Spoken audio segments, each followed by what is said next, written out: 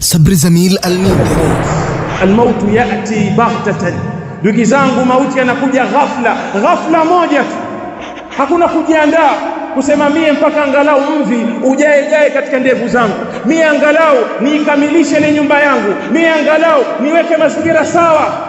Hakuna anayejua uhai wake unaishia katika ukomo upi. Wa kullu bidaya la budda laha min nihaya, na kila mwanzo lazima uwe na mwisho. Kullu hayy sayafna wa kullu jadidin sayabla.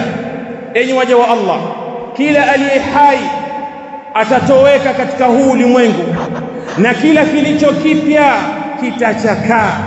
Ma hiya illa lahdhatun wahida, haiwi isipokuwa ni sekunde moja tu, sekunde moja.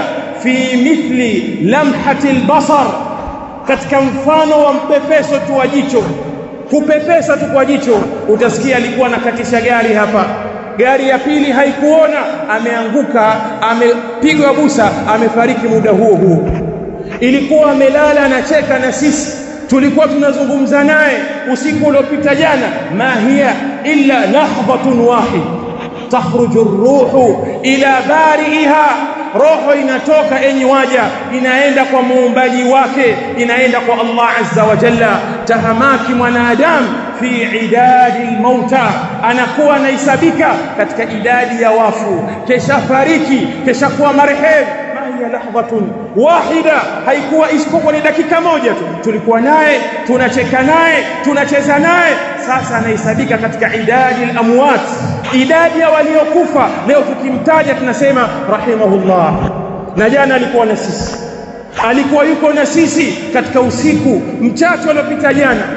Hakadha hakuna kurudishwa tena. Watu wa motoni watakapoingia motoni wataomba warejeshwe, wapewe fursa nyingine. Allah subhanahu wa ta'ala ametubainishia haya kutuambia kwamba hali itakuwa hivi. Wa hum yastarikhuna fiha rabbana akhrijna na'mal salihan ghayra alladhi kunna na'mal awalam nu'ammirkum ma yatadhakkaru fihi man tadhakkara wa ja'akumun nadhir fadhuqu fama lidh-dhalimina min nasir. Wakiwa wanapiga kelele katika moto, ewe Mola wetu, tutoe katika huu moto tukatende matendo ambayo walikuwa hatuyafanyi sisi. Matendo walikuwa wakiyafanya katika muda waliopewa hawataki, si ya kwao yani, lakini waliyafanya wenyewe kwa khiari zao, kwa fedha zao, kwa wakati wao na nguvu zao. Hawayataki Allah turudishe. Swali watakaloambiwa ni suala la wakati tu. Kwani hatukukupeni umri ambao unatosha huo kukumbuka mwenye kukumbuka? Na muonyaji pia alikujieni nyinyi. Jawabu ni kwamba umri ulikuwa unatosha na muonyaji alikuja, lakini watu hawakukumbuka. Maana yake ni nini? Maana yake ni kwamba wakati ndiyo mtaji wa maisha yetu sisi katika kuitafuta nyumba ya akhera. Kama vile matajiri walivyo na mafedha yao ya kuendesha biashara zao na mitaji yao, sisi mtaji wetu ni wakati. Wakati kwetu sisi katika kuitafuta nyumba ya akhera una thamani kuliko ilivyokuwa na thamani dhahabu na fedha. Ni muhimu kujiuliza, sisi tunautumia wakati wetu katika jambo gani? Kwa sababu Allah subhanahu wa ta'ala amewataja watu katika suala la wakati katika makundi mawili. Kuna ambao wamepata hasara, na hao ni watu wote. Wal asr innal insana lafi khusr, hakika mwanadamu yupo katika hasara. Baada ya kuapa kwa wakati, kisha akalivua kundi akasema illa alladhina amanu wa amilus salihat, isipokuwa wale walioamini na wakatenda matendo mema. Ni muhimu kufanya tathmini kwamba niko kwenye kundi la watakaopata hasara. Tathmini itakusaidia kurekebisha. Kama vile biashara inayofanywa hakuna hesabu, hakuna tathmini, hapo hakuna biashara, itakufa tu. Kwa hiyo tujiangalie, niko kwenye kundi la wale watakaopata hasara? Kama ni hivyo, ujirekebishe. Au watakaopata faida, kwa sababu wapo miongoni mwetu tumeshughulishwa na maisha yetu. Tukiamka asubuhi mpaka jioni, sisi tuko katika kutafuta riziki na kutafuta maisha ambayo hatuna uhakika wa kuyaishi baada ya kuyapata. Wangapi mirija yao ilipofunguka tu ndio wakati wao umefika, wakarejea kwa Mola wao. Huko kwenye kutafuta maisha wala hatuabudu, hatuswali. Kama tutaswali ni swala za kubahatisha. Watu tuko kwenye miradi ya ujenzi ambayo hatuna uhakika kwamba tutaimaliza, kwenye miradi ya biashara ambayo hatuna uhakika kama itafanikiwa, au itakapokuwa imefanikiwa tukawa tunahofia kuharibika kwake. Wakati wetu upo wa kufaidika nayo au hakuna? Wapo miongoni mwetu hutumia wakati wetu kuangalia mechi za mipira, wako miongoni mwetu hutumia wakati wetu kuangalia tamthilia, video mbalimbali, wako miongoni mwetu hutumia wakati wetu kwenye simu, na hiyo ni mada mpya. Vijana wengi wanatumia wakati wao katika mitandao ya kijamii, akiperuzi kutoka mtandao mmoja kwenda mtandao mwingine. Anapata uzito kusoma Qur'ani kwa nusu saa, lakini anaweza kukaa kwenye simu masaa mawili, awe na internet tu basi.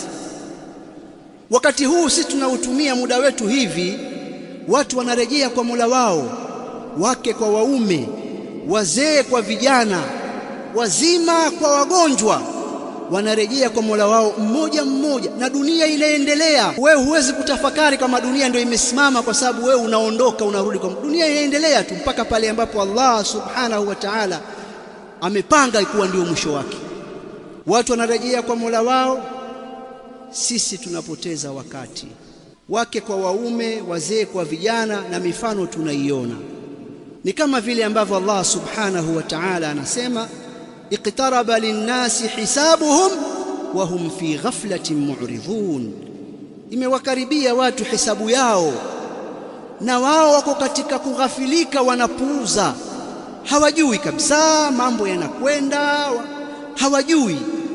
Ayuha nnasu ibadallah, ni muhimu kuangalia rasilimali hii na mtaji huu ambao Allah subhanahu wa ta'ala ametupa sisi, na kwa wenzetu umemalizika. Mtaji huu sisi tunautumia. Wajaa sakratul maut bil haqq dhalika ma kunta minhu tahid. Anasema Allah azza wa jalla, innaka mayitun wa innahum mayitun. Wewe Muhammad ni maiti na wao watakufa.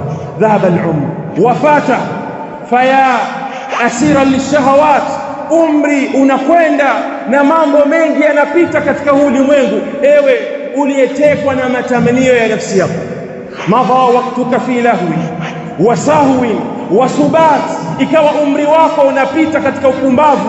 Wewe ni mtu wa mipira tu, wewe ni mtu wa siasa tu, huambiliki. Wewe ni mtu wa magoma na starehe, wewe ni mtu wa kukesha katika mabaa na kwenda katika maklabu. Madha waktuka fi lahwi wa sahwi wa subat, umri wako unakatika katika mambo ya upumbavu na ujinga na usingizi uliolala, huna habari ya akhira.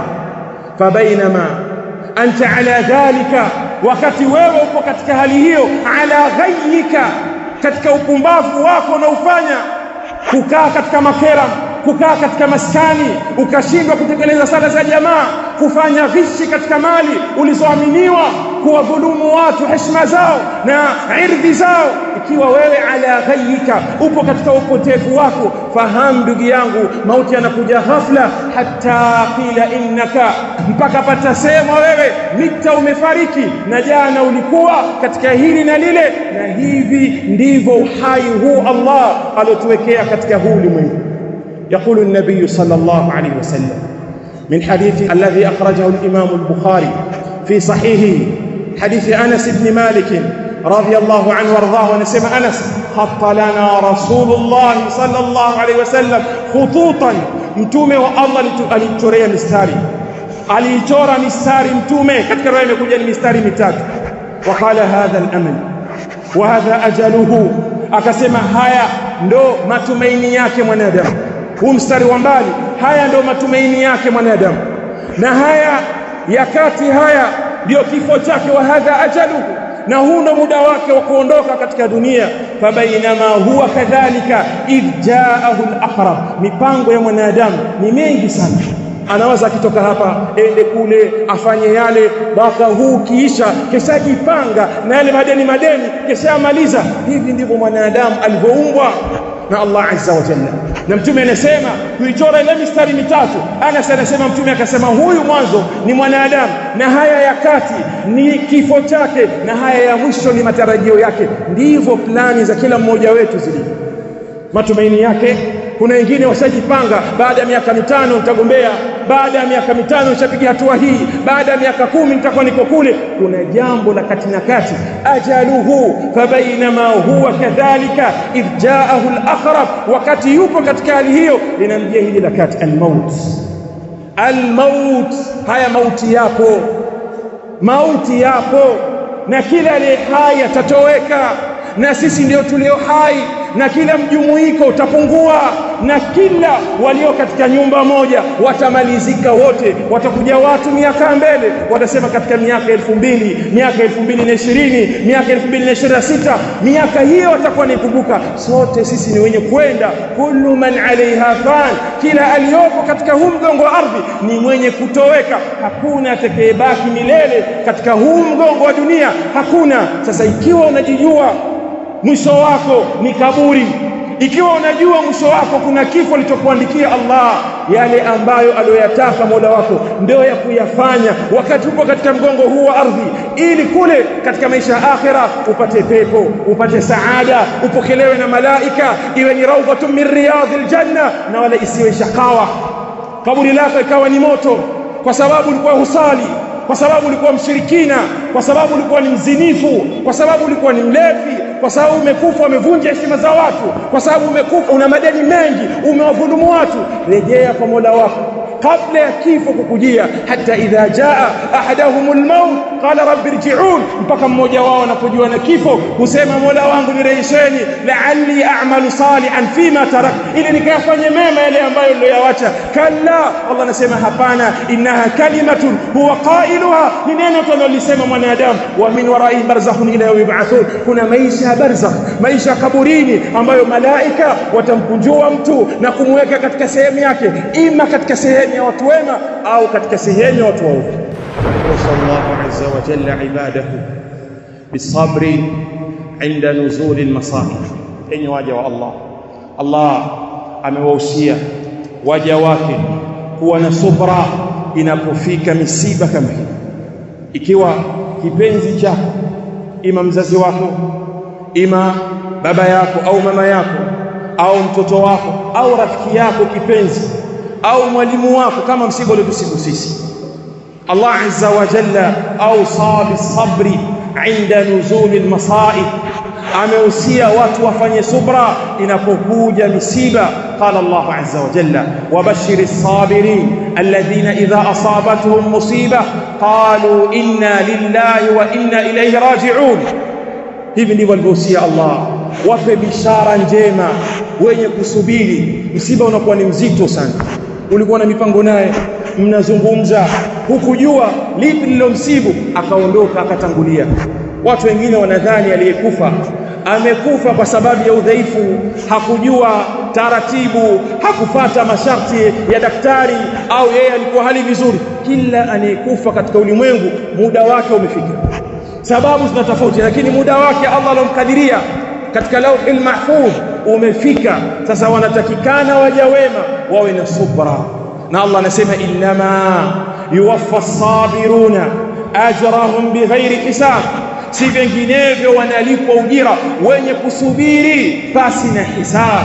Na tena subra katika ule mshtuko wa mwanzo, Mtume sallallahu alaihi wasallam alimuona mwanamke tabki inda alqabri, analia mbele ya kaburi, akamwambia ittaqillah wasbiri, mche Allah na fanya subra katika msiba uliokukuta. Akamwambia ileka anni liannaka lam tusab ma usibtu, kama wewe hujafikwa na kilichonifika mimi. Hakumjua kama Mtume sallallahu alaihi wasallam. Baada ya kuambiwa kwamba ni Mtume, akaenda kumwomba msamaha. Mtume akamwambia innama sabru inda sadamati al-ula.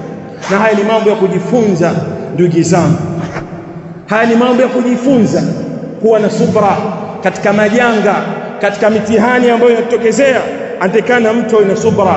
Isbir likulli musibatin watajalladi, fanya subra kwa kila msiba, utakaokukuta, na jikaze kuwa na jalada katika msiba utakaokuta. Wa'lam anna almar'a ghayru mukhallad, nafahamu ya kwamba hakuna mtu yoyote katika dunia hii atakayeishi milele. Si ulikuwa na mama yako unampenda? Si ulikuwa na rafiki yako kipenzi? Si ulikuwa na mwalimu wako hukosi darasa zake, amefariki? Wa'lam anna almar'a ghayru mukhallad, fahamu kwamba hakuna mtu atakayebaki milele katika huu ulimwengu. Na ndio maana Mtume sallallahu alayhi wa alihi wasallam katika hadithi ya Abdullah ibn Abbas radhiyallahu anhu wa an abihi anasema, idha usiba ahadukum bimusibatin, ataposibiwa mmoja wenu na msiba wowote, faliyadhkur musibatahu bi, au kumbuke msiba wake huo, ankumbuke mimi nimefariki. Mtume anasema haya kwa atafariki, fa innaha a'dhamu almasaib, kwa sababu msiba wa Mtume ndio mkubwa kuliko yote. Sasa unagaragara kitu gani? Kafa mtoto wako, kafa mwanao, kafa mtu wa karibu, kweli ulikuwa unamtegemea, unampenda, lakini yeye ni bora kuliko Mtume. Sasa liwazo ya kujiliwaza Muislamu anapopata habari ya msiba wa mtu wa karibu anayempenda, Mtume anasema faliyadhkur musibatahu bi, akumbuke msiba wake huo, nikumbuke mimi, fa innaha a'dhamu almasaib, au kama qala an-nabi, huo ni msiba uliokuwa mkubwa mno. Ndio mshairi akasema, fasbir likulli musibati watajalladi wa'lam anna almar'a ghayru mukhallad, kila msiba wewe fanya subra, kila msiba unaokujia simama, sio kwamba usilie, sio kwamba usihuzunike, sio kwamba usitetereke. Kupo binadamu. Alipokufa Mtume sallallahu alaihi wasallam, Umar alisimama katika mjumuiko wa watu, anawaambia atakayesema Muhammad amefariki, adhrib unuqahu, fazaiko. Hali ni nzito, muda mwingine jambo linakuja kwa ghafla, watu wana mipango, watu wana kheri wamekusudia. Allah anawaambia, nawabadilishia chengine na kupeni, huyu muda wake umeisha. Na hii ni safari ya kila mmoja wetu sisi, hii ni safari ya kila mmoja wetu. Fa idha dhakarta musiba, basi utapokumbuka msiba wowote, ukiukumbuka msiba wowote wa musabaha na yule aliyofikwa na msiba huo, fadhkur musabaka bin nabiy Muhammad, msiba wako ukumbuke kwa Mtume sallallahu alayhi wa alihi wasallam. Hadithi mnaikumbuka nyinyi, Abu Huraira, Mtume sallallahu alayhi wasallam anasema, la taqumu as-sa'atu hatta yataqaraba az-zaman fatakunu as-sanatu kash-shahr. Alhadith, qiyama hakitasimama mpaka zama zikurubiane, mwaka mmoja uwe kama mwezi mmoja. Wanawavioni wa Kiislamu wakatufafanulia sisi maana ya hadithi hii. Al-Hafidh Ibn Hajar anasema, walhaqqu anna al-murada naz'u al-barakati min kulli shay hatta min az-zamani wa dhalika min alamati qurbi as-sa'a. Iliyo sahihi ni kwamba makusudio ni kuondoshwa baraka katika kila kitu. Hiyo akhiri zaman, baraka itakuwa imeondoshwa. Mali ina baraka, watoto wana baraka, ilmu ina baraka, umri nao una baraka, vitaondoshwa baraka mpaka katika umri na wakati baraka itaondoshwa.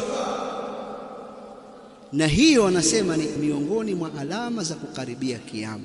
Baraka hakuna. Imamu Nawawi anasema, walmuradu biqisarihi adamu albarakati fihi, na makusudio ya kupungua wakati ni kuwa hauna baraka huo wakati. Kwa mfano, manufaa ambayo mtu anayapata katika siku, hapo nyuma angeyapata katika saa moja tu, lakini siku nzima mambo aliyoyafanya hayaeleweki. Hii itakuja baada ya kufanya tathmini ya wakati wako, ukaona, na kweli ukikaa utaona, kwani leo nimefanya nini? Nilipoamka asubuhi nimefanya nini?